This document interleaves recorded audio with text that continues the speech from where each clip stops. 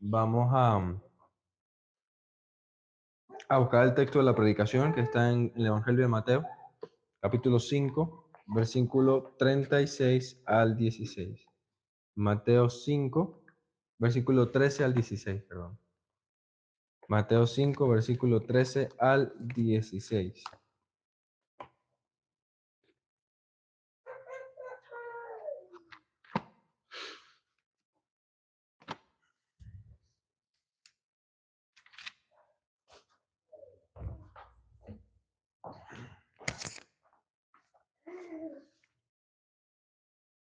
Y dice la palabra del Señor. Vosotros sois la sal de la tierra, pero si la sal se desvaneciere, ¿con qué será salada? No sirve más para nada, sino para ser echada fuera y hollada por los hombres. Vosotros sois la luz del mundo. Una ciudad asentada sobre un monte no se puede esconder, ni se enciende una luz y se pone debajo de un almud, sino sobre el candelero, y alumbra a todos los que están en casa. Así alumbre vuestra luz delante de los hombres, para que vean vuestras buenas obras y glorifiquen a vuestro Padre que está en los cielos. Amén. Continuamos hoy, amados hermanos, con nuestra serie sobre el Sermón del Monte. Habíamos terminado una primera sección que era la sección de las bienaventuranzas. Y como habíamos visto, las bienaventuranzas son la base del Sermón del Monte. Son el fundamento, son el carácter de la persona que puede poner en práctica el Sermón del Monte. Y en la última bienaventuranza habla sobre la persecución. Dice, bienaventurados los que padecen persecución por causa de la justicia. Y en ese último sermón veíamos que el cristiano le esperan persecuciones en este mundo. La persecución y la fe cristiana siempre han estado íntimamente unidas. Ahora el Señor viene a responder una pregunta que surge naturalmente de esta última bienaventuranza. ¿Cuál debe ser la reacción del cristiano ante la persecución del mundo? O para hacerlo más personal, ¿cuál debe ser nuestra reacción ante la persecución del mundo? ¿Tenemos que aislarnos del mundo para evitar la persecución? ¿Tenemos o podemos ir incluso más allá? ¿Tenemos que aislarnos del mundo e irnos a una montaña, meternos a un monasterio para mantenernos en santidad y libres de la corrupción y de la mala influencia del mundo? ¿Eso es realmente lo que nos manda las Escrituras? Por supuesto que no. Esto, a pesar de que fue practicado en nuestros tiempos, sobre todo en la Edad Media, por algunos cristianos, incluso cristianos ejemplares, este no es el mandamiento que los cristianos hemos recibido. Aquí claramente dice que somos la sal de la tierra y la luz del mundo. Nuestra misión es en el mundo y nuestra misión es con el mundo. La sal no puede salar si no tiene contacto con el alimento. Haga la prueba y eche 1 kilo de sal al lado del aguacate y mientras que la sal no tenga contacto con el aguacate, este no puede salarlo. La sal necesita tener contacto con el alimento para poder ejercer su función y su misión. Y de la misma manera, la luz alumbra en medio de la oscuridad. La luz resalta ese en medio de la oscuridad. Por esa razón, Dios nos ha dejado en este mundo. Por esa razón, Cristo en Juan 17 te pido, no te pide, le pide al Padre, no te pido que los saques del mundo, sino que los libres del mal. Cristo, ni siquiera Cristo pidió que fuéramos sacados del mundo, sino que permaneciéramos en el mundo sin ser influenciados por el mundo. Porque nuestra misión, amados hermanos, es con el mundo. Los cristianos no fuimos llamados a vivir una vida ascética, no fuimos llamados a estar metidos en monasterios, alejados de la influencia mundana y dedicados exclusivamente a la oración, a la meditación de la palabra y a los cánticos a Dios, como sucedió con los monjes en la Edad Media.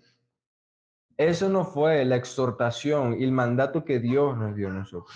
Y mucho menos fuimos llamados a vivir en comunidades aisladas del mundo como lo hacen los Amish, en donde ellos viven en comunidad únicamente y exclusivamente de su religión y no tienen ningún contacto con el mundo exterior. En un mundo, amados hermanos, que aborrece a Cristo y que persigue a los cristianos, fuimos llamados a ser sal y luz. Fuimos llamados a ser sal y luz. Y vamos a dividir el sermón en estas dos metáforas que utiliza el Señor Jesucristo acá. Vamos a dividirlo en la sal de la tierra y la luz del mundo. Comencemos viendo qué significa la sal de la tierra. Dice el versículo 3: Vosotros sois la sal de la tierra, pero si la sal se desvaneciere, ¿con qué será salada? No sirve más para nada, sino para ser echada fuera y hollada por los hombres. En el tiempo del Señor Jesús, amados hermanos, la sal era utilizada con dos fines: para saborizar y para preservar. Desde tiempos antiguos, la sal ha sido un condimento que realza los sabores de los alimentos, haciéndolos más gustosos al paladar. Sin embargo, la función principal para la cual se utilizaba la sal en tiempos antiguos era la preservación de los alimentos. Recordemos que en aquel tiempo no existían refrigeradores como los que tenemos nosotros para preservar los alimentos. Y sobre todo en tema de las carnes y los pescados, ellos tenían que cubrir completamente la carne con sal para que se preservara por lo menos unas semanas más. Y aunque encontramos estos dos significados, estos dos posibles significados en el texto, la realidad es que el enfoque del Señor Jesucristo está en las cualidades preservativas de la sal. El texto habla de que la sal pierde su sabor si la sal se desvaneciere, es decir, si la sal pierde su sabor. Y esto es una cualidad, hermanos, que no encontramos en la sal marina.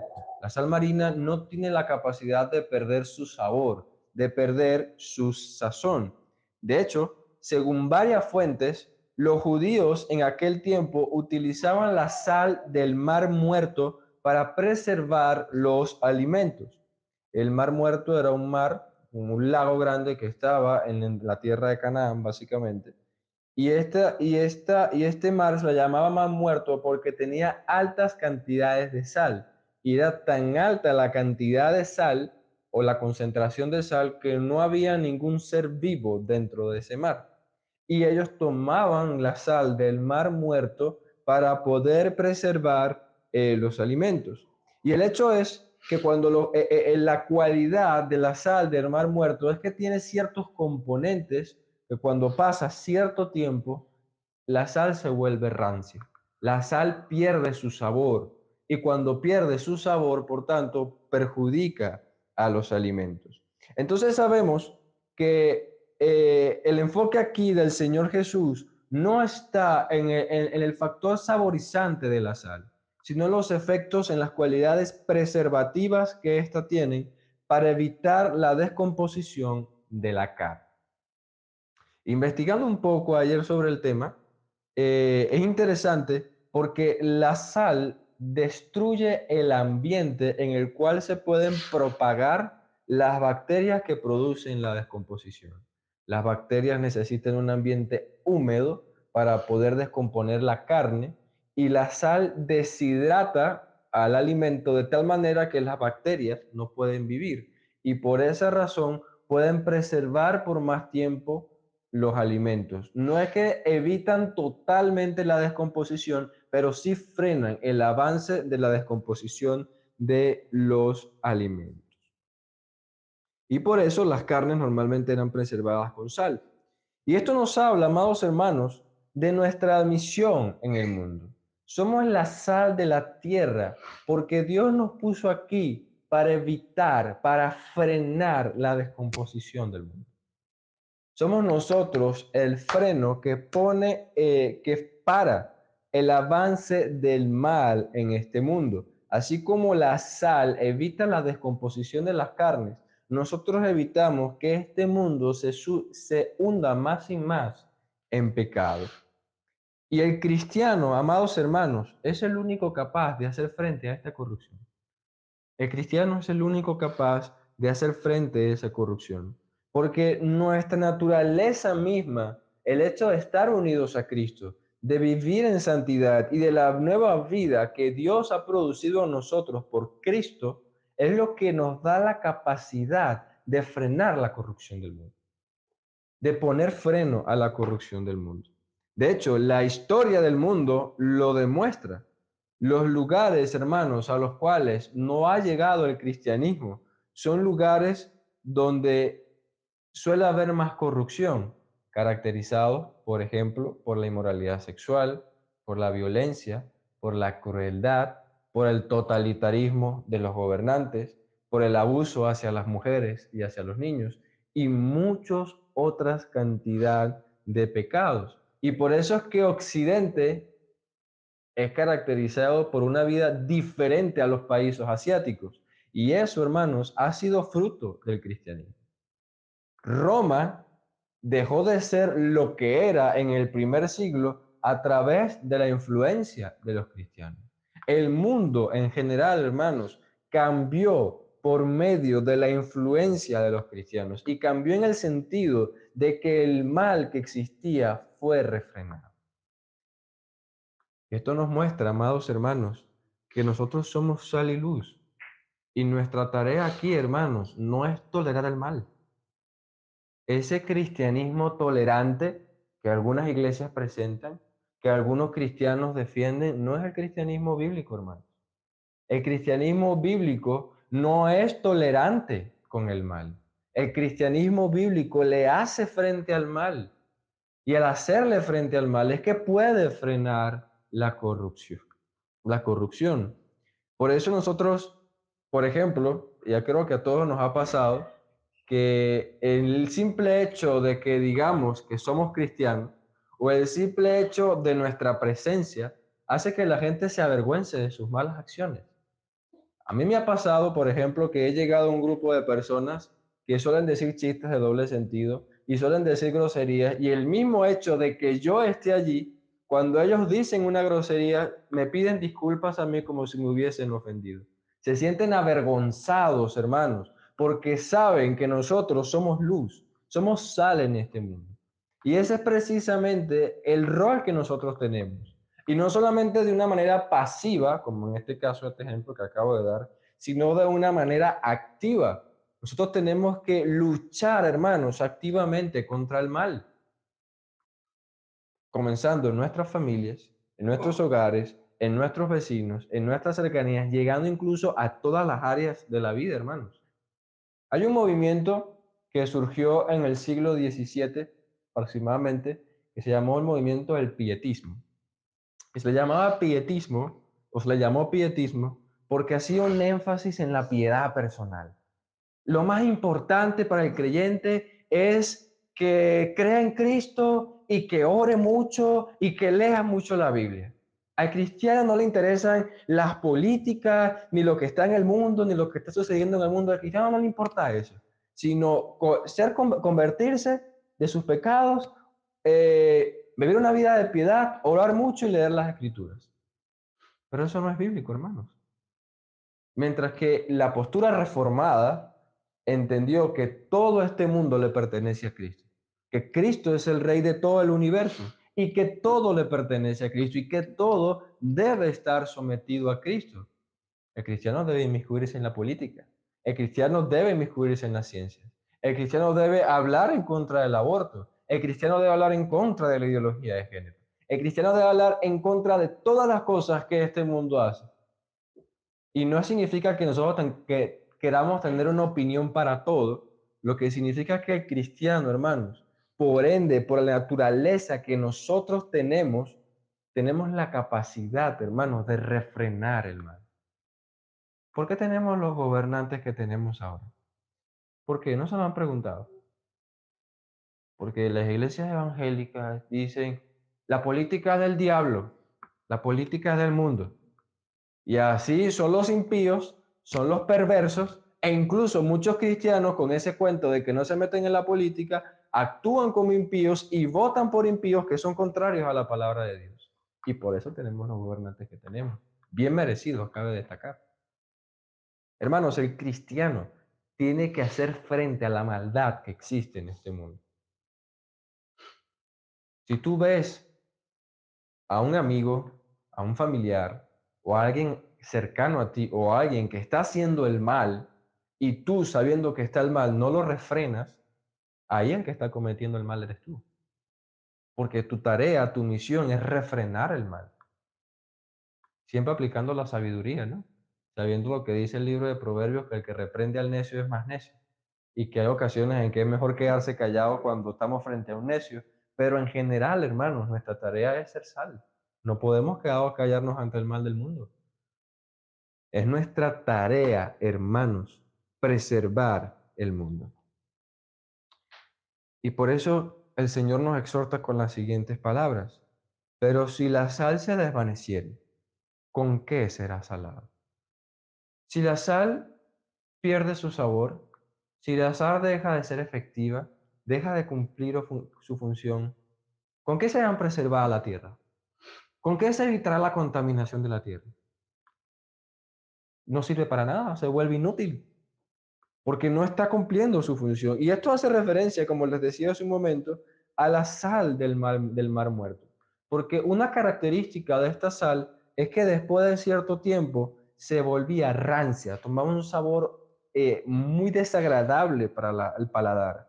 Y que probablemente este sabor afectaba el sabor final de las carnes. Y por eso se volvía inútil, porque ellos utilizaban la sal para preservar los alimentos y no solo para que no les cayeran mal, sino para que la carne descompuesta sabe horrible. Y la idea es que ellos pudieran disfrutar de algo que tuviese un buen sabor. Cuando la sal se descomponía, más bien la sal aportaba al mal sabor que ellos querían evitar. Y por tanto, la sal se volvía inútil. Y esto es lo que quiere exhortarnos aquí el Señor. ¿Qué pasa si la sal de la tierra se vuelve inútil? ¿Con qué va a ser salada la tierra? Hermanos, y el Señor aquí nos está exhortando a no perder las propiedades que como cristianos tenemos. Aquellos que inherentemente o espiritualmente Cristo ha puesto en nosotros para que cumplamos la misión en el mundo. ¿Cómo preservamos nosotros a este mundo? Con nuestra obediencia a la palabra de Dios, hermanos. Porque de nada sirve que nosotros denunciemos el mal si al mismo tiempo cometemos el mal que denunciamos. De nada sirve que nosotros hablemos en contra del aborto y aún así odiamos la paternidad y la maternidad. O estamos en contra de la adopción. Como una vez escuché erróneamente a alguien decir, cristiano, la adopción es hipocresía. ¿Y qué es lo que nos ha hecho Dios con nosotros? ¿Acaso Dios no nos ha adoptado a nosotros? Tiene que haber una armonía, hermanos, entre lo que defendemos y entre la manera en que vivimos. No podemos denunciar la inmoralidad sexual, la homosexualidad y todo este movimiento LGBT y al mismo tiempo consumir pornografía en nuestra intimidad. Hay una hipocresía, una discordancia que no debería existir. Hermanos, el creyente preserva este mundo manteniéndose en santidad, manteniéndose en sumisión a la ley de Dios. Y es porque nuestra sumisión a la ley de Dios es lo que hace que naturalmente amemos lo que es bueno y aborrezcamos lo que es malo. Porque esa es la manera en que nosotros podemos preservar al mundo. Y más aún, si nosotros denunciamos el mal y los incrédulos tienen un ojo clínico para ver nuestras inconsistencias, si nosotros denunciamos el mal y somos inconsistentes en nuestra manera de vivir, no van a decir, pero tú eres cristiano y tú estás diciendo esto, pero tú también haces esto. Y nos descalifican automáticamente. Tenemos que ser obedientes a la ley de Dios. Y de hecho, fíjense que en el contexto, y uno cuando estudia el Sermón del Monte se da cuenta la armonía y la conexión que tiene completamente. Luego de que el Señor habla de nuestra misión, a partir del versículo 17, nos exhorta a obedecer completamente la ley de Dios. Dice, no sean como los fariseos y escribas que enseñaban a obedecer una parte de la ley y enseñaban a quebrantar otra. No, no, obedezcan plenamente la ley, sean obedientes a la palabra del Señor. Cuando la sal se descompone, se vuelve inútil. Hermanos, no debemos, por tolerancia al mundo, por hacernos amigos del mundo, por caerle bien a la gente, dejar de hacer lo que es bueno. No podemos hacer eso. No tenemos que mantenernos fieles a Dios, a pesar de que eso nos cueste el trabajo, nos cueste el matrimonio, nos cueste la condición económica, etc. Tenemos que cumplir nuestra misión como sal de la tierra. Y el texto termina con una fuerte advertencia, hermanos, diciendo, no sirve más para nada, sino para ser echada fuera y hollada por los hombres. La sal podrida y rancia ya no sirve para nada. La gente la agarraba y la botaba. Y posiblemente lo que puede indicar es que ellos lanzaban la sal a la tierra y la gente pasaba por encima de ello y la pisoteaba. Eso es lo que significa ser hollada, ser pisoteada. La gente la pisoteaba. Y aquí es una exhortación directamente a los maestros y fariseos de la ley. Ellos se enorgullecían de tener la ley de Dios, de ser los descendientes de Abraham, pero ¿saben algo? En nada se diferenciaban del mundo. Su única diferencia de los gentiles era el linaje y la religión que tenían. Pero en su modo de vida, hermanos, ellos vivían como los paganos. Ellos vivían alejados de Dios. Su sal se había vuelto, se había podrido, o sea, había perdido su sabor. Y varias veces en los evangelios vemos que Dios les advirtió que si no creían en Cristo, iban a ser expulsados. Y aquí está la advertencia. Si tú pierdes la sal, las propiedades que hay aquí, serás echado fuera. Y ser echado fuera significa ser expulsado del pueblo de Dios y ir directamente a la condenación eterna. Y no solamente rechazado por Dios, sino humillado por los hombres. Porque eso es lo que significa pisoteado por los hombres. Los hombres te humillarán. Y es que todos nosotros lo hemos vivido alguna vez, hermanos. Nos quedamos callados, dejamos de defender lo que es bueno, y los incrédulos comienzan a tratarnos como unos idiotas, como unos tontos. Siempre sus opiniones y su manera de vivir se sobreponen sobre nosotros, nos humillan, nos hacen ver como inútiles, nos pisotean y pisotean los principios cristianos y pisotean la palabra de Dios. Y esto es lo que está haciendo esta generación en todo el mundo. Y en parte ha sido culpa, hermanos, de cristianos que no han cumplido su rol como sal de la tierra. Hay una advertencia, no pierdas tus propiedades, mantente obediente a Dios. Sé obediente a Dios y cumple tu función en este mundo. Dios no te ha llamado a aislarte, sino a preservar a este mundo de su corrupción. Cuando te digan, no seas, tú no eres tolerante, es que tú eres extremista, es que tú eres fanático. Y dices, es que yo soy obediente a la palabra de Dios. Esa debe ser tu defensa. Pasemos ahora al segundo punto. La luz del mundo. La luz del mundo es la segunda metáfora que utiliza el Señor y vamos a leer el versículo 14 al 16. Dice, vosotros sois la luz del mundo. Una ciudad asentada sobre un monte no se puede esconder, ni se enciende una luz y se pone debajo de un almud, sino sobre el candelero y alumbra a todos a los que están en casa. Así alumbre vuestra luz delante de los hombres, para que vean vuestras buenas obras y glorifiquen a vuestro Padre que está en los cielos. En esta segunda metáfora, el Señor Jesucristo nos habla del cristiano como una luz, como una lámpara que emite luz, ¿sí? Como un reflejo de la luz de Cristo.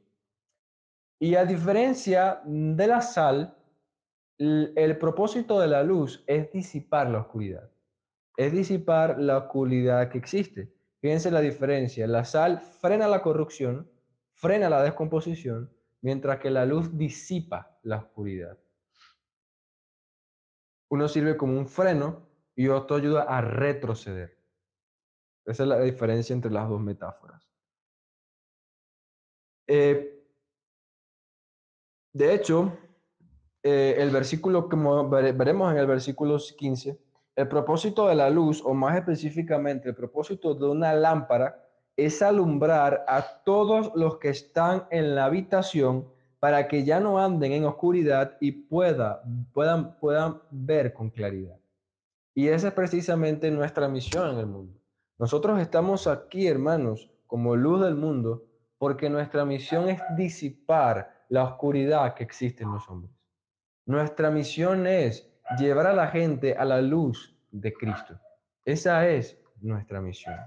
De hecho, en Primera de Pedro, acompáñenme, Primera de Pedro capítulo 2, versículo 11, si no me equivoco. Primera de Pedro 2,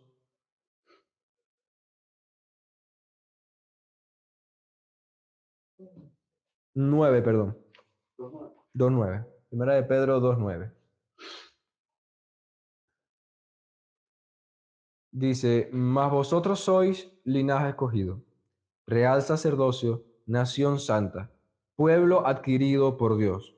Y fíjense el propósito, para que anunciéis las virtudes de aquel que os llamó de las tinieblas a su luz admirable. Nosotros fuimos sacados de las tinieblas por Dios para anunciar las virtudes de aquel que nos sacó de esas tinieblas a su luz admirable. Y aquí notamos algo bastante importante, y es que el cristiano no alumbra por sí mismo.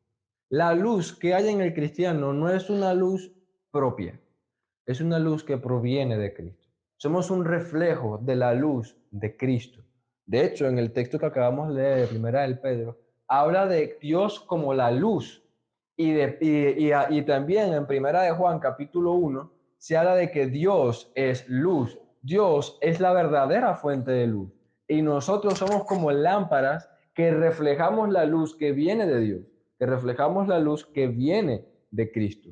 El cristiano no tiene el poder para alumbrar por sí solo, hermanos. Nosotros mismos no podemos sacar a los incrédulos de su estado de tinieblas. Y la luz que habita en nosotros no la hemos obtenido por nosotros mismos. Es una luz que Cristo nos ha dado y que nos manda a ser ahora emisores de la luz de Cristo. De hecho, es interesante porque en Apocalipsis se habla de la iglesia como un candelabro. Un candelabro es el lugar donde se ponían velas, como una lámpara, para decirlo más, es como una lámpara. La iglesia somos candeleros porque alumbramos en medio de esta oscuridad. Y luego a continuación, el Señor nos exhorta a evitar un error que es muy común en todos los cristianos. Y es que como cristianos, por causa de la persecución o por causa de la vergüenza, ocultamos la luz que hay en nosotros. Por vergüenza, ocultamos la luz que hay en nosotros. Por ejemplo, el versículo 14 habla de un monte asentado sobre una montaña, no se puede ocultar. Y eso nos habla de la visibilidad que debe tener un cristiano para todos. Las ciudades asentadas sobre los montes eran visibles para todos, y sobre todo de noche cuando se veían las luces encendidas en la ciudad, normalmente era visible para todas las personas. Si alguno de ustedes, por ejemplo, ha ido a Barquisimeto y ha visto el ídolo que ellos tienen de la Virgen, dando una referencia, ellos están encima de una montaña, pero aún desde lejos, sin siquiera llegar a Barquisimeto, esa figura es visible. Y esa es la idea. Una ciudad que está sobre una montaña es visible para todos, aún desde lejos. El cristiano debe ser visible. Luego utiliza la segunda figura, que es cuando habla de que se enciende una vela o se enciende una lámpara para colocarla dentro de un almud. Un almud era como un vaso grande de madera que servía como medida para medir cierta cantidad de litros, si no me equivoco. Y nadie, hermanos, pone una vela debajo de un almud, porque eso sería como tener una lámpara y ponerle una caja encima. Eso es básicamente lo que quiere decir. Colocar la vela o la luz debajo del almud es como colocarle una caja encima a una lámpara. La estás ocultando, no cumple su función y no puede disipar la oscuridad. Y creo que nosotros estamos bastante expertos en esto de que se nos corta la luz. Y nosotros sabemos, hermanos, que cuando ponemos un bombillo o la vela en un lugar inadecuado, no cumple su función adecuadamente. De hecho, yo me he dado cuenta que mientras más alto pongas el bombillo y más céntrico lo pongas, mayor será su capacidad para alumbrar a todos los que están en la habitación. En caso, si la pones abajo o la pones aquí en un lugar, no cumple su función y gran parte de la habitación queda en oscuridad. La exhortación aquí, hermanos, es que no nos avergoncemos de la luz que hay en nosotros. No nos avergoncemos por causa de la persecución. La gente nos trata como estúpidos porque somos cristianos. Y no hace falta que nos los digan, pero la manera en que nos hablan, en que nos tratan, nos hacen sentir así. Y estoy seguro que todos nos hemos sentido identificados por este trato. Sin embargo, eh, no fuimos llamados, hermanos, a ocultar la luz que hay en nosotros, sino a hacerla visible. Creo que todos hemos vivido una situación como esta. Hemos salido, por ejemplo, a la calle o a un restaurante, aunque muchos quizás no hemos salido a restaurantes de hace tiempo, pero alguna vez nos ha pasado que hemos estado comiendo algo en la calle y tenemos la costumbre de orar por los alimentos en casa, pero paradójicamente cuando estamos en la calle no lo hacemos. ¿Y por qué muchas veces no lo hacemos? Porque nos da vergüenza orar delante de los incrédulos. Nos da vergüenza como que la gente nos diga, ay, este es cristiano, mira, está orando, este es religioso. Eso, hermanos, no está bien. Nosotros no podemos ocultar la luz que hay en nosotros. De hecho, yo debo confesar mi propio pecado. A mí me ha pasado que en cumpleaños o en festividades, sobre todo de mi familia, yo he tenido el deseo de orar en público al cantar el cumpleaños, etcétera, y no lo he hecho por vergüenza. Y eso no está bien. Nosotros no podemos ocultar, hermanos, lo que Dios nos ha dado a nosotros. El creyente, cuando sale a un restaurante y va a dar gracias, debe dar gracias, dando testimonio a todos los que están alrededor de que somos cristianos. Todos deben saber que somos cristianos y que vivimos como a Dios le agrada. Una anécdota que una vez hablando con mi esposa, nosotros teníamos la costumbre de no hablar de cosas de la iglesia o cosas cristianas delante de mi suegra. Y nosotros nos dimos cuenta de que estaba mal. Y yo le decía a mi esposa, pero es que nosotros no tenemos que avergonzarnos de hablar del pastor de la iglesia, de hablar de las cosas que hacemos en la iglesia. No debería darnos vergüenza llamar hermanos a los hermanos de la iglesia delante de los incrédulos. Esas cosas no deberían darnos vergüenza, porque somos creyentes, hermanos, somos hermanos en la fe. Y de hecho, muchos de nosotros somos culpables de que cuando vamos a un incrédulo y hablamos de un hermano, él es un amigo, porque nos da vergüenza decir él es un hermano. Porque no, es que este es cristiano y ahora es fanático y ahora es religioso. No puede ser de esa manera, hermanos. Y de hecho el texto exhorta lo contrario. Fíjense lo que dice el versículo 16. Así alumbre vuestra luz delante de los hombres para que vean vuestras buenas obras y glorifiquen a vuestro Padre que está en los cielos. ¿Cómo glorificarán a Dios los hombres? Viendo nuestras buenas obras. Pero si hacemos las cosas en oculto, porque nos da vergüenza, es allí que estamos cometiendo un grave pecado. Estamos ocultando la luz que ha puesto Dios en nosotros. Y quiero hacer una aclaratoria, porque hay algo paradójico, parece haber una contradicción en el Señor Jesús. Porque luego en el capítulo 6, como veremos más adelante, eh, el Señor Jesús nos dice que no hagamos ciertas cosas en público. No hagamos ciertas cosas en público para no buscar la honra de los hombres. Por ejemplo, le habla de los fariseos que oraban en público y en voz alta para que la gente los aplaudiera, o que tocaban trompeta cuando ofrendaban, etc. ¿Cómo nosotros podemos armonizar ambas exhortaciones? Yo creo que la diferencia está principalmente en la motivación, hermanos. Porque la motivación de los fariseos era recibir gloria propia. La motivación de los fariseos era jactarse y que los hombres los aplaudieran. Pero la motivación del creyente cuando hace buenas obras es glorificar a Dios, hermanos. Es que la gente conozca a Dios y glorifique a Dios. Esa debe ser la diferencia. Si tú haces algunas cosas en secreto para guardarte del orgullo y para evitar los aplausos de la gente, esa es una buena motivación.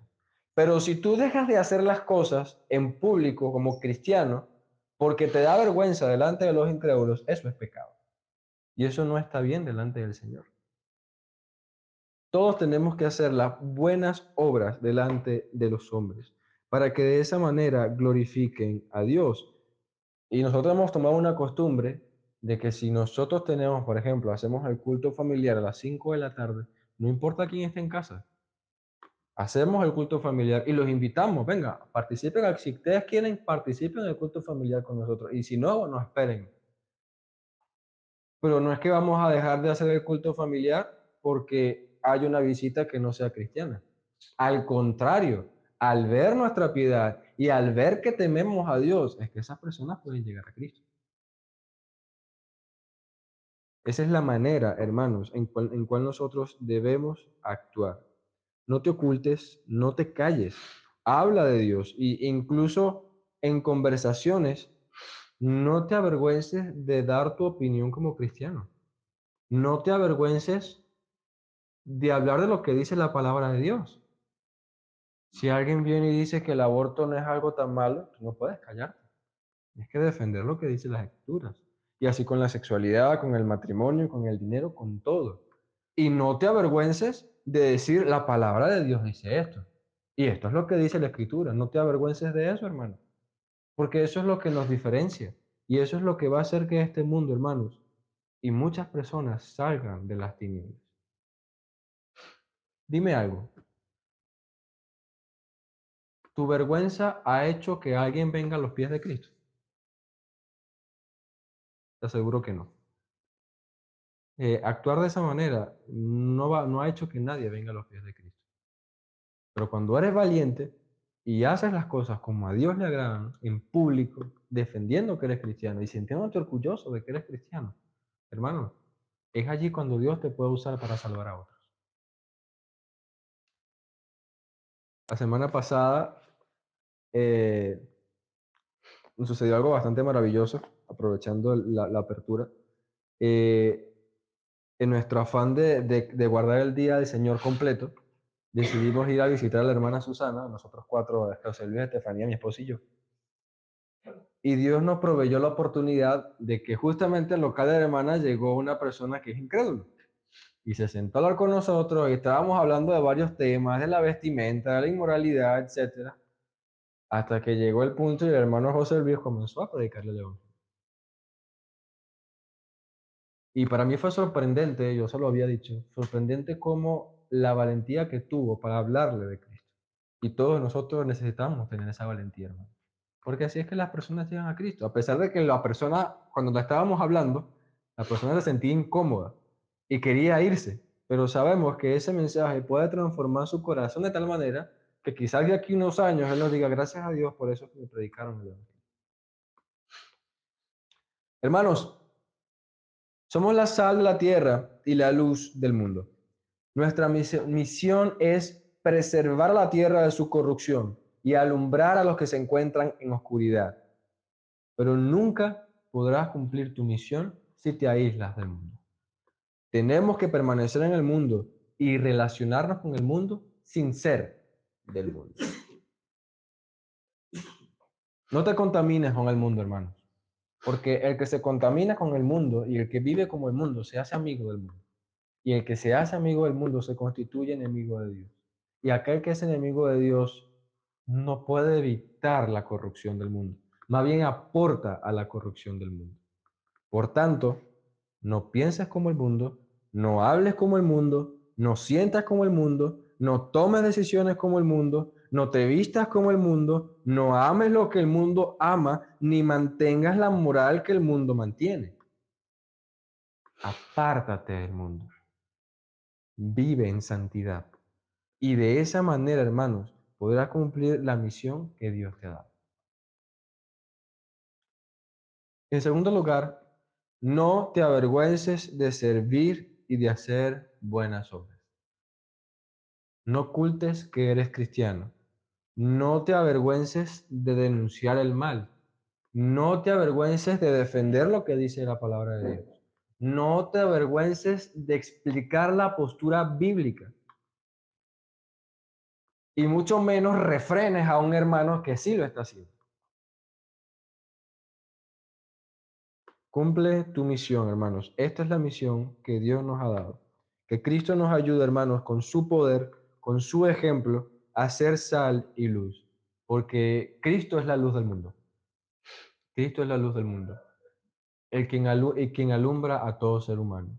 Y Cristo es el Cordero de Dios que quita el pecado del mundo. Que no solamente frena la corrupción de este mundo, sino que quita el pecado del mundo. El poder de Cristo va más allá. Y Él nos utiliza a nosotros, hermanos, como iglesia, para poder cumplir esta misión y que su reino avance. Que toda la gloria sea para Dios. Amén.